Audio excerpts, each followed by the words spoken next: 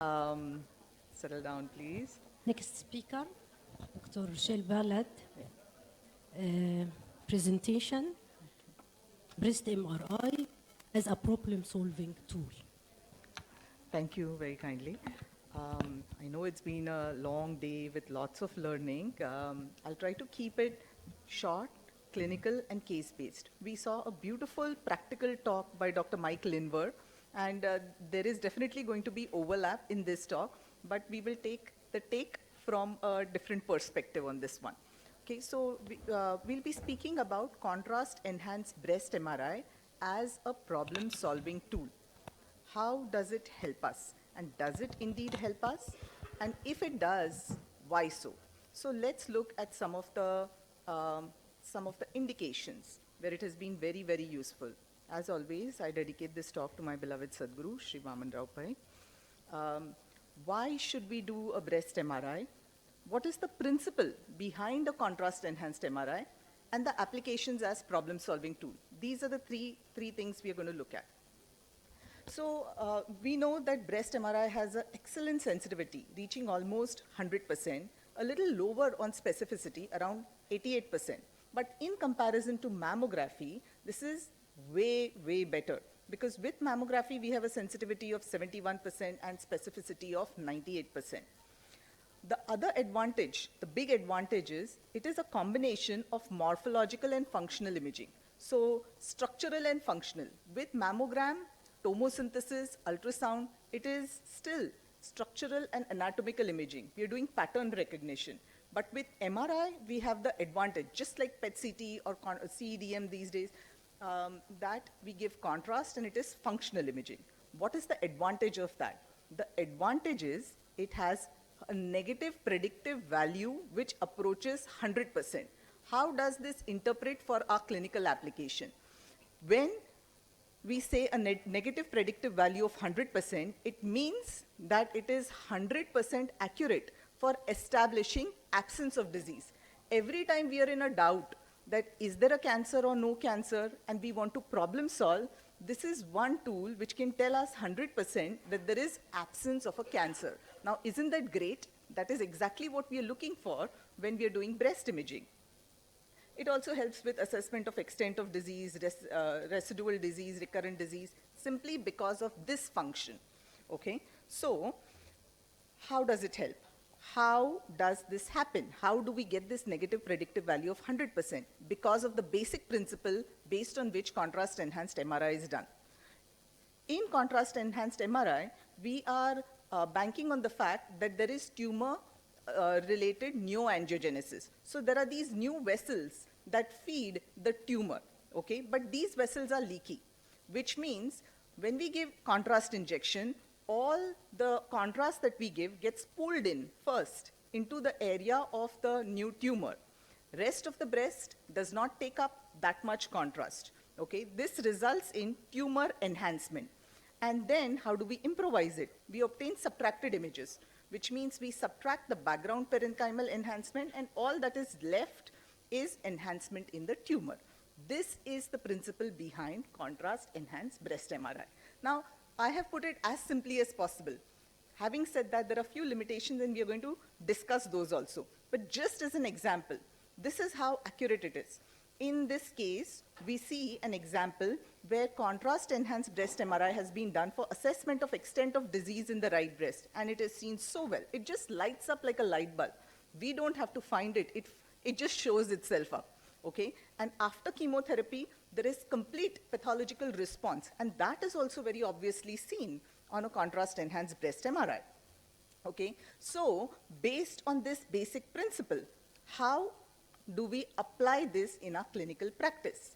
So there are, if you look at the ACR appropriateness criteria or the USOBI criteria, appropriateness criteria, you will find that high-risk screening is first, okay? High-risk screening happens for high risk, and that is not the topic of discussion here. We also do it for problem solving. What does that mean? Which means assessment of cancer or no cancer in situations where there is a clinical question. What are the clinical questions that we come across? Patient comes with a symptom like spontaneous bloody or watery nipple discharge. We perform a mammogram ultrasound, it is equivocal, but the patient says This is a new symptom. I have never experienced this before, which means there is a genuine clinical concern. Or the patient says, I feel this new palpable lump. I initially thought it was related to my period. I was in the week before my period. But after the period also, it persists. So it is not hormone-induced change, and I'm concerned. Mammogram and ultrasound, again, is normal or equivocal. Patient is concerned, clinician is concerned, but our imaging is not giving us the answer. So we want to problem solve, okay? Then there are situations like a dense breast. It is a whiteout, completely white mammogram. How can we find? You know, we have X-rays to look inside the breast, but our eyes don't have X-rays, so we can't look through dense breast tissue. In those cases, we really need help of functional imaging. Then there are cases like there is an abnormality in the lymph node, metastatic axillary lymph node, just like the case Dr. Lindbergh showed us, but we don't see anything on the mammogram. Okay? In those cases, it really works as a problem-solving tool. It also helps for response to neoadjuvant therapy, extent of disease, residual disease, but let's look at some of the practical points. We are doctors. Before we became radiologists, we became doctors, which means patients come to us thinking that we are going to give them an answer for their problem. So how can we problem solve? That is the only topic of discussion that we have right now. Here is a clinical scenario. 44-year-old presents with spontaneous bloody left nipple discharge since 1 month. Here is a beautiful mammogram, pristine, properly obtained by the technologist. It is predominantly fatty also, okay, which means the problem of things hiding behind dense breast tissue does not exist on this. We do a focused ultrasound of the left retroareolar region. It is also normal. Should we tell the patient, go back home? There is nothing abnormal on the mammogram. Well, in this case, patient insists that I have never noticed bloody nipple discharge before. This is the first time that it has happened. First, I thought maybe I was imagining. This happened 8 days back, and today again I noticed there was blood on my undergarments. Therefore, I have come back to you, doctor. Okay? In this situation, it becomes paramount that we problem solve. How do we problem solve? Contrast-enhanced breast MRI. On contrast-enhanced breast MRI, what do we see? We see linear non-mass enhancement in the left retroareolar region. What is the most likely diagnosis? Now, despite the fact that the mammogram was fatty and pristine and clear, no microcalcifications, no masses, no dilated ducts, this is what we see. Within the duct, there is linear non-mass enhancement. What are we dealing with? Is it DCIS, intraductal papillomatosis, invasive carcinoma, or is it just normal enhancement within the breast? This is indeed in keeping with intraductal papillomatosis with DCIS. Now, papillary lesions are a complex group of lesions arising from the mammary duct, the inner lining of the duct, okay? 72% of the time, they are associated with spontaneous bloody or watery nipple discharge. But why do we worry about this? Because about 15% of the times, this may be associated with ADH, atypical ductal hyperplasia, low-grade DCIS, or even invasive cancer. This patient eventually had a microdocectomy, and everything was fine. Another case of spontaneous bloody left nipple discharge. This is also a case where the mammogram is predominantly fatty. Okay? However, we notice some global asymmetry, no discrete mass, no microcalcification, but a global asymmetry. And that corresponds to dilated ducts. Now, at the time, we were not sure whether these dilated ducts are just benign duct ectasia. Should we biopsy or should we leave it alone? If we were to biopsy, what do we exactly biopsy? Just blindly can we biopsy the dilated ducts? Are we going to get an answer from that? Those were the questions in our mind. And therefore, before we embarked on any intervention, we decided to do a contrast-enhanced breast MRI. What do we see? Global asymmetric non-mass enhancement. Now, this time, what is the most likely diagnosis? It is involving more than 50% of the breast. Is it a DCIS, intraductal papillomatosis, duct ectasia, or normal background parenchymal enhancement? This is indeed in keeping with DCIS. This is high-grade, non-calcified DCIS, okay? DCIS, typically we were taught, manifests as microcalcifications on a mammogram. It is a sign of necrosis within the tumor cells. But this is not true in case of high-grade DCIS.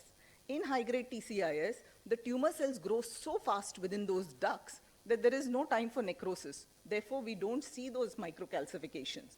All that is present is this asymmetric non-mass enhancement. Half of all DCIs that happen are occult on mammogram and are detected on MRI as asymmetric non-mass enhancement. And ever so often, they may either present as spontaneous bloody or watery nipple discharge, or sometimes they may also present as palpable lumps, okay? So be very cognizant, be knowing of the fact that these are the symptoms that your patient will present with, and this is the time you want to use your contrast-enhanced MRI, okay? Now, what about palpable lump? This is a 46-year-old, presents with new onset palpable lump in the right breast. Again, the mammogram is predominantly fatty. On ultrasound, corresponding to the area of palpable concern in the right breast, we don't see a discrete mass, we just see diffuse shadowing. Now, should we just go ahead and biopsy the diffuse shadowing? Well, we were not sure. Why? Because the mammogram looks so clear. There is no asymmetry, there is no architectural distortion, there is no discrete mass here. So how do we biopsy? It's literally like doing a blind biopsy. Should we do that? No. We should know where we are targeting. Therefore, we decided to do a contrast-enhanced breast MRI. On contrast-enhanced breast MRI, what did we see? Asymmetric non-mass enhancement involving almost the entire superior hemisphere of the right breast. Now, what are we dealing with? What is the most likely diagnosis? In this case, this was an invasive lobular carcinoma. Just like non-calcified DCIS, invasive lobular carcinoma also shows asymmetric non-mass enhancement on MRI. Again, they can be absolutely occult on mammogram and ultrasound because of the nature of the beast. They don't cause desmoplastic reaction. They grow along the Cooper's ligaments, okay? In that Indian file pattern, like they say, Indian file pattern, one cell after another. Therefore, there is no discrete mass. And all we see on MRI is this asymmetric non-mass enhancement. These lobular carcinomas, invasive lobular carcinomas, account for 10 to 15% of all invasive cancers. They're typically occult on mammogram and ultrasound. Higher incidence of multifocality and multicentricity, and often detected on MRI as asymmetric non-mass enhancement. Very important to detect these in a timely manner because they metastasize also fast.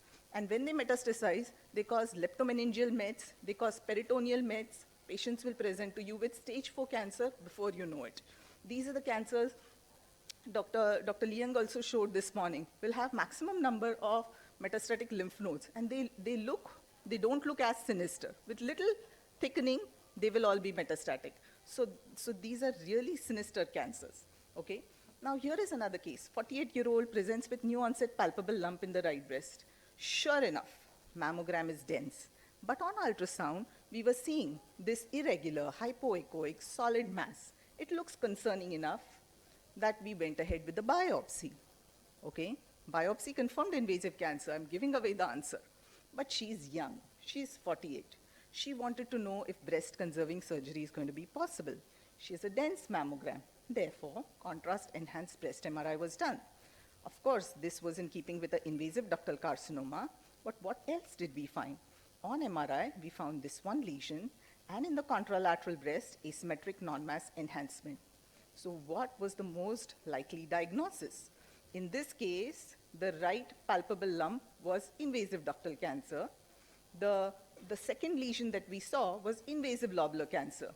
We were concerned, like, how can there be two pathologies at the same time? And the pathologist told us that it is a mixed type of invasive cancer. It is an invasive mammary carcinoma with mixed ductal and lobular features. So in some parts, we are seeing predominantly ductal features, while in other parts, we are seeing predominantly lobular features. In addition to that, in the contralateral breast, where there was asymmetric non-mass enhancement, this was in keeping with sclerosing adenosis with radial scar. Okay, so everything possible was present in both these breasts. The point we are trying to make here is, although it is such a wonderful problem-solving tool, breast MRI is sensitive but lower on specificity. So one should have the ability to biopsy all these additional lesions. Targeted second look ultrasound for MR detected lesions, where you don't find correlates on ultrasound, we should have the ability to do MR-guided breast biopsy with deployment of marker clips so that later on wire localization can be done under mammography guidance. Sometimes you may not have the facility to do the MR-guided breast biopsy, but you should know where the patient can be referred to so that the patient is not left in a limbo. The referral ability should be there. Next case. Again, 35-year-old female. She presented with a new onset palpable lump in the left axilla. This was in May 2021. This was at the peak of the second wave of COVID-19. Okay? India burned in COVID-19. There was no other word to explain what was going on in the country. Okay? In such a situation, oncology was completely on the backseat. But despite of that, we had these young women coming with new onset palpable lumps. We could not send them home. We had to do something about it. Okay? When we saw on ultrasound, this area of palpable concern corresponded to a suspicious lymph node, enlarged hypoechoic lymph node with complete loss of fatty hilum. We were concerned that we were dealing with a metastatic lymph node. Now, what do we do in this situation? The mammogram is dense. Okay? We had to do a breast MRI to find the primary and to look at the extent of the disease. On the MRI, what do we find? We found heterogeneously enhancing mass, but there was linear non-mass enhancement surrounding it, and there were additional lesions also. This was all in keeping not just with multifocal, but multicentric cancer. Okay? Biopsy was in keeping with a triple negative breast cancer. Okay? These are the aggressive biologic subtypes. ER, PR, HER2 new negative, Ki67 on the higher side, very high proliferative index, okay? So, but they respond well to chemotherapy. These are the occult breast cancers, which are sometimes not identified clinically, not clearly seen on mammogram, and harder to see on ultrasound also because you don't know where to look. And in these situations, MRI has a very high sensitivity for finding occult breast cancers, 83 to 86%. In this situation, to complete the story, every patient, it's not just mammograms, it's not just ultrasound, it is the whole life of the patient. Things are happening. As soon as you put that perspective, you feel like doing things that are right for the patient. Chemotherapy was started, even at that peak of COVID-19. After third cycle of chemo, because her immunity started going down, she developed COVID-19 infection, fluctuating oxygen saturation. She was admitted into the ICU. She literally battled for her life, okay? Chemotherapy was intermittently discontinued at the time. And then what happens? She recovers from COVID-19. Some people are just meant to live, is what you understand. And you don't give up on patients until they are willing to fight from inside, is what we learn from each story. This patient recovered and chemotherapy was continued. And then, what does the mammogram show? In May 2021, we saw this large metastatic lymph node, which in September had completely resolved. And MRI also showed almost near complete pathologic response. This patient lived to tell her story, okay? COVID-19, triple negative breast cancer, nothing could come in the way. So we are the mediators who keep trying for all our patients, okay? Next case, another, young women. We are seeing more and more young women coming with disease. This is a 32-year-old female. This is the MRI which was done the first time. She had palpable lumps, so mammogram was done, ultrasound was done, breast MRI was done to see the extent of disease. She had multicentric right breast cancer, okay? She is 32, so she decided that, well, I'm not high risk, but I can't deal with this. I want bilateral mastectomies. So a right mastectomy with skin and nipple sparing mastectomy with implant reconstruction was done. And in the same sitting, prophylactic left mastectomy was done with skin and nipple sparing. Okay, now she's had mastectomies and she has had implants in the place. But within a year, she develops palpable nodularity on the skin of the right breast. Now, in this situation, when she says, I only feel it on the skin, what should be the modality of choice for investigating this patient? Okay, mammogram, how do you do a mammogram? She has implants and just the skin on top of it. There is no intervening breast tissue. How do you do a mammogram? Okay, breast ultrasound, how much is it going to help me to look for that lesion? Okay, will I be able to give a conclusive answer? In our case, we were really not able to give a conclusive answer at that point. Okay, so we decided the most appropriate next investigation after this would be a contrast enhanced breast MRI, because we were trying to problem solve. She's experiencing a new onset nodularity. On the MRI, what did we find? This is the case with bilateral mastectomies. This is the implant, silicone implant. That's the skin. There is barely any tissue there, okay? But within that, there was linear non-mass enhancement in that region. And this was all in keeping with recurrence of high-grade DCIS, okay? Contrast-enhanced breast MRI is more sensitive for cancer detection in women with prosthesis than mammogram and ultrasound alone. Remember, these are young women. Another year you wait, she comes with distant metastasis. We do not want to be in that situation, okay? Here's another case. Again, 36-year-old. This lady had undergone a right breast conserving surgery for, again, a triple negative breast cancer and a tram flap reconstruction 1 year ago. Now she complains of new onset nodularity at the reconstruction site. On axial T1 weighted images, we see what seems like rim enhancing, multiple rim enhancing masses with, with enhancing internal septations. But when you look at T1 weighted, non-subtracted images, what do you see? You see the same fat density within this area that is there in the rest of the breast. This is very classic of fat necrosis. That's correct. This is not recurrence. This is fat necrosis. But again, the answer comes from your MRI.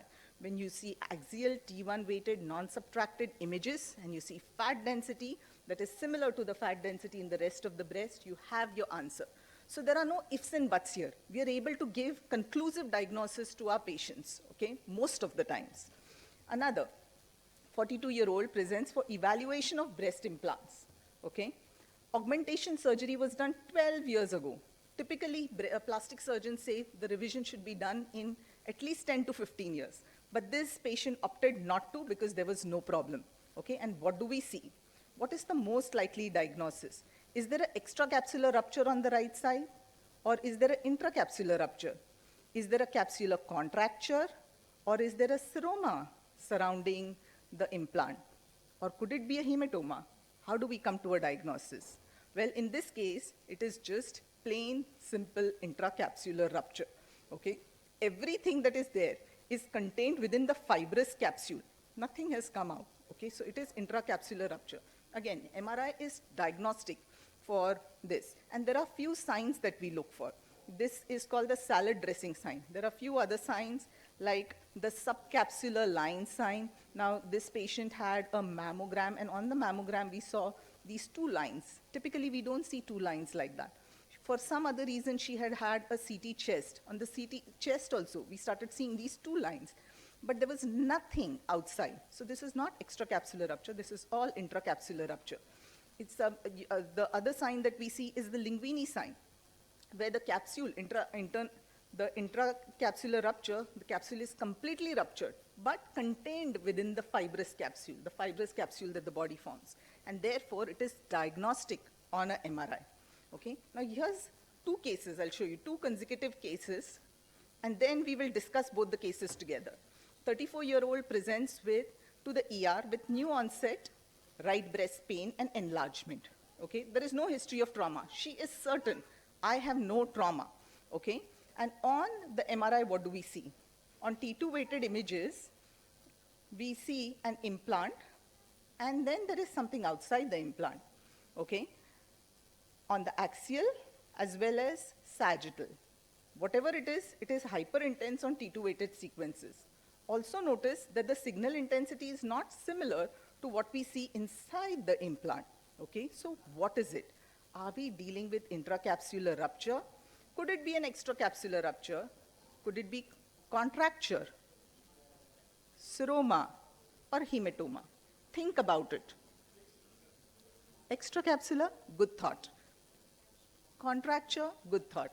But we will come to a diagnosis. But before we do that, hematoma, okay, good thought. But I will show you one more case, and then I will show you both the cases simultaneously. Another case, 47-year-old presents to the ER with new onset right breast pain. Now this time, this female, she gives history of trauma. In the previous case, there was no history of trauma. When we see this, what do we notice? On T1 weighted sequences, there is something surrounding the implant which is hyperintense on T1. And on T2 weighted sequences, it is probably, is it hyperintense?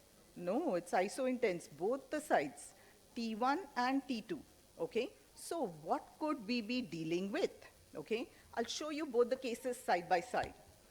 In the first case, on T2 weighted sequences, everything is hyperintense. The fluid surrounding the implant is hyperintense. On SAG T1, it is hypointense. Whereas in the second case, on SAG T1, whatever is surrounding the implant is hyperintense. And it is also hyperintense on T2. Now, what is it that is hyperintense on T1 weighted images in any part of the body? Blood, good thought, proteinaceous material, right? But she has history of trauma. And now you're seeing something that is hyperintense on T1. Join the dots. What is it? Hematoma. So in the first case, we have T2 hyperintense, typically fluid, okay? So this is periprosthetic fluid collection in the first case. And in the second case, it is post-traumatic periprosthetic hematoma.